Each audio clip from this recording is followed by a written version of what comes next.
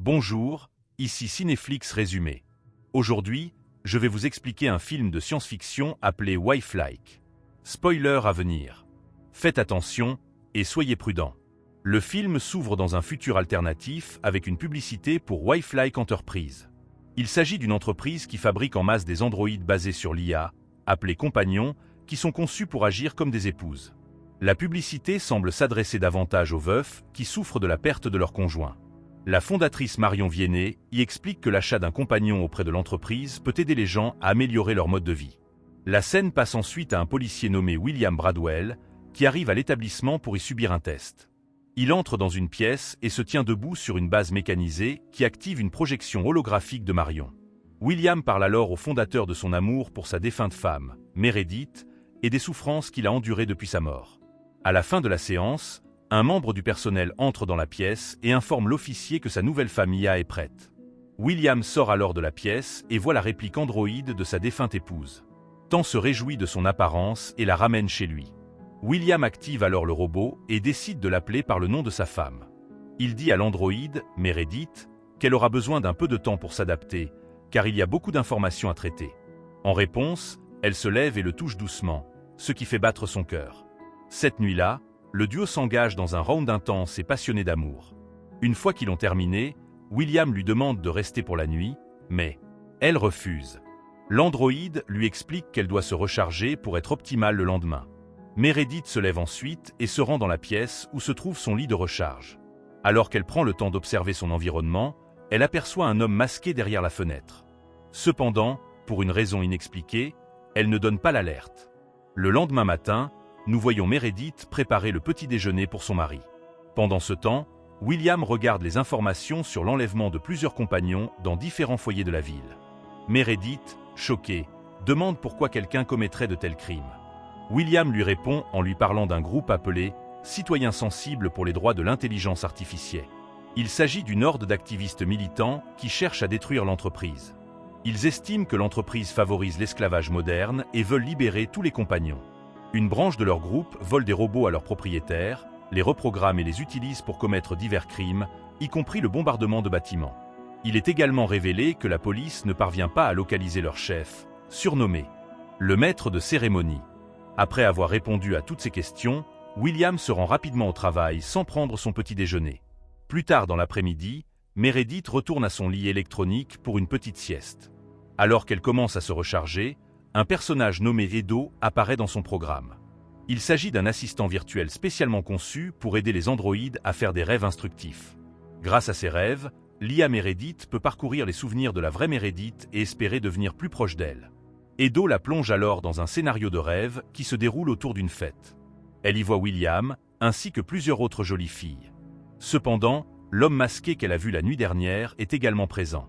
Meredith sort bientôt de son rêve et interroge Edo sur le mystérieux personnage. Mais même lui n'a aucune information sur l'homme. La scène passe ensuite à William, qui est informé par le centre de contrôle de la police de l'endroit où se trouvent les compagnons volés.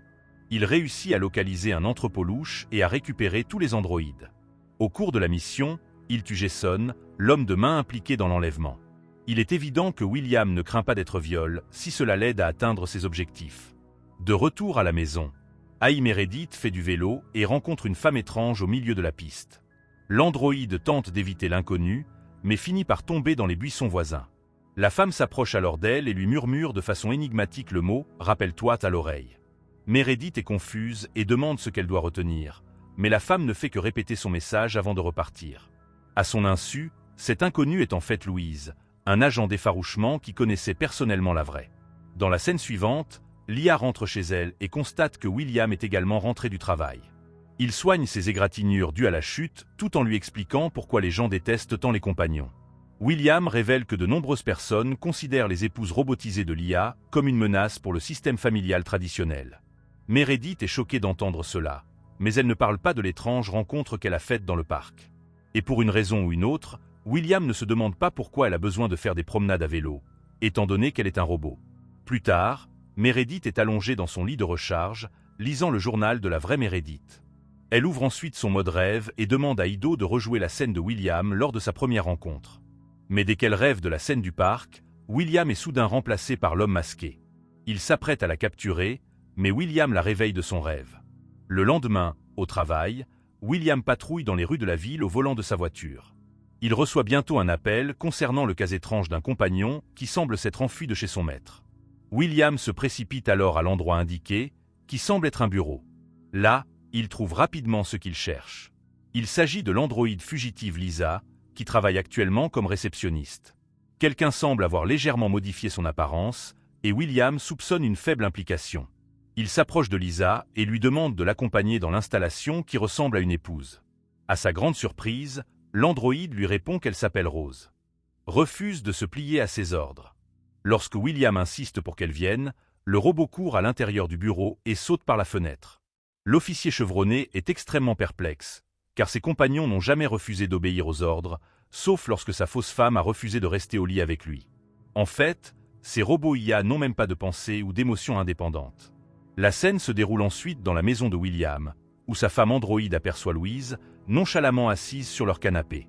Meredith est surprise et demande à la dame comment elle a trouvé leur adresse. L'étrangère lui répond qu'elles se connaissent depuis longtemps. Elle demande alors à l'androïde de se réveiller et d'arrêter de vivre une vie de femme au foyer obéissante, alors que son mari est en train de récupérer des compagnons.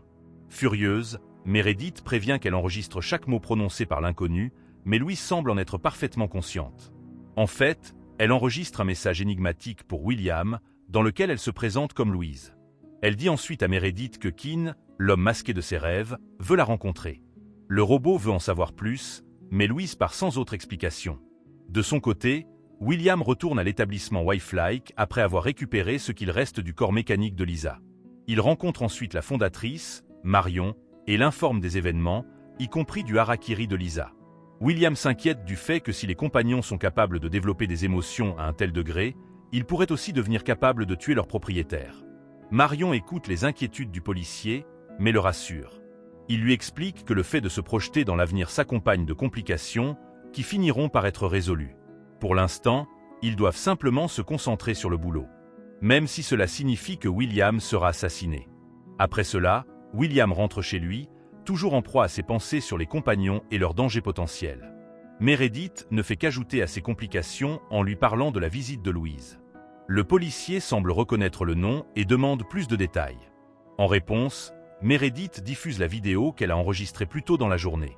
Quelques instants plus tard, William, inquiet, appelle son collègue, l'agent Jacques, qui est un expert en technologie. Ce dernier arrive quelques minutes plus tard, et tous deux envisagent de retrouver l'homme masqué. Pour ce faire, ils donnent à Meredith. Ils envoient ensuite le robot IA dans un rêve artificiel qu'ils peuvent observer à travers le moniteur. Dans ce rêve, Meredith rencontre l'homme mystérieux Keane dans une maison abandonnée. Il finit par retirer son masque et lui demande de le rejoindre dans un jardin voisin. Plus tard dans la nuit, le duo de policiers, qui observe la scène, se rend compte que Keane pirate le rêve de Meredith. En temps réel, Jacques parvient à localiser le lieu du piratage et s'y rend immédiatement. De son côté, William réveille sa famille et lui demande de rester à la maison. Il part ensuite dans le jardin pour rattraper Keane et en finir avec lui. Pour de bon. Malheureusement, le mystérieux homme masqué a 2 longueurs d'avance sur la police. Jacques atteint le site de piratage et n'y trouve qu'un ordinateur abandonné. Pendant ce temps, William atteint le parc et ne découvre rien d'autre qu'un leurre assis sur un banc. Il réalise soudain que tout cela n'était qu'une ruse pour permettre à Keane de s'introduire chez lui.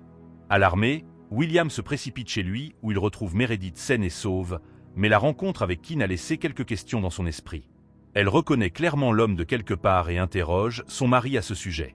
D'abord hésitant, William finit par s'ouvrir et révèle que la vraie Meredith était une militante de l'épouvante jusqu'à ce qu'elle tombe amoureuse de lui. Cela l'a poussée à abandonner la cause et à s'installer dans un beau mariage. Mais pendant ces années au sein de l'organisation terroriste, elle a été impliquée dans plusieurs attentats à la bombe qui ont fait de nombreuses victimes civiles.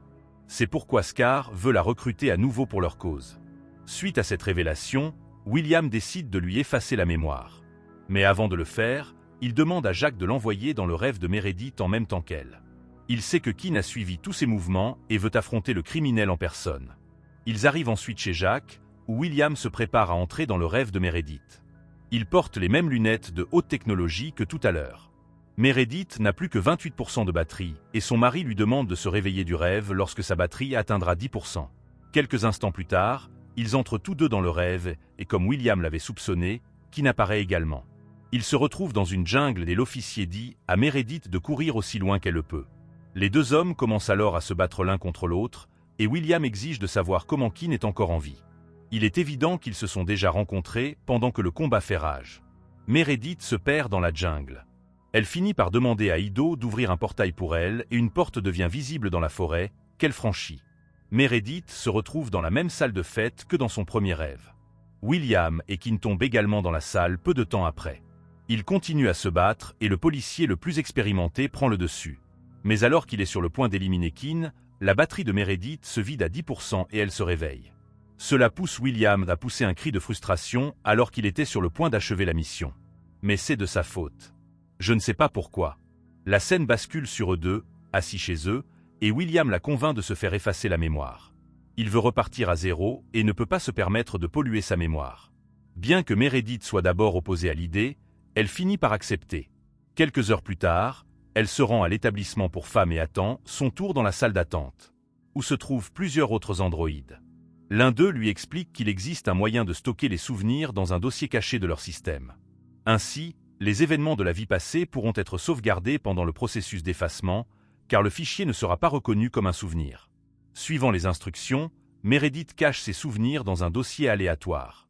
Ce faisant, elle découvre quelque chose d'étrange dans son système, un fichier caché qui contient des souvenirs de la vie passée de Meredith. Il est révélé que ce n'est pas la première fois que William a eu une femme androïde.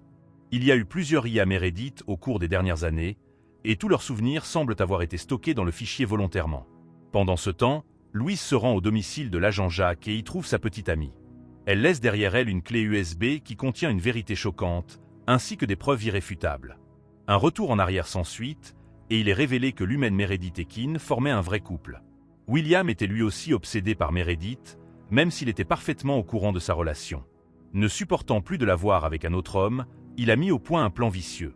Une nuit, William a usé de son autorité et a accusé à tort Keane de trafiquer Meredith, mais au lieu de l'emmener en prison, le policier l'a emmené dans un endroit isolé et lui a tiré une balle dans la tête. Il a ensuite forcé Meredith à rester avec lui à l'aide d'un collier de soumission de haute technologie fabriqué par Wifelike. Cependant, William voulait faire en sorte qu'elle l'aime et effacer tous les souvenirs de Keane. C'est ainsi qu'une nuit, il a étouffé Meredith et lui a passé une bague en diamant au doigt pour faire croire qu'il était marié. Il demande ensuite à Wifelike de créer une version androïde d'elle afin qu'elle ne se souvienne plus de sa vie passée. De retour dans le présent, Meredith rentre chez elle et prétend que tous ses souvenirs ont disparu. William l'active alors et répète le même processus que lorsqu'il l'a amené ici pour la première fois. À ce moment-là, Jacques fait irruption dans la maison et accuse William d'avoir tué Keane. Il dispose également d'un dossier contenant toutes les preuves nécessaires pour le prouver sans l'ombre d'un doute.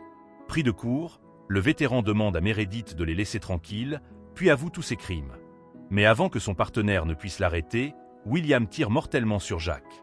Meredith entend les coups de feu et se précipite dans le salon.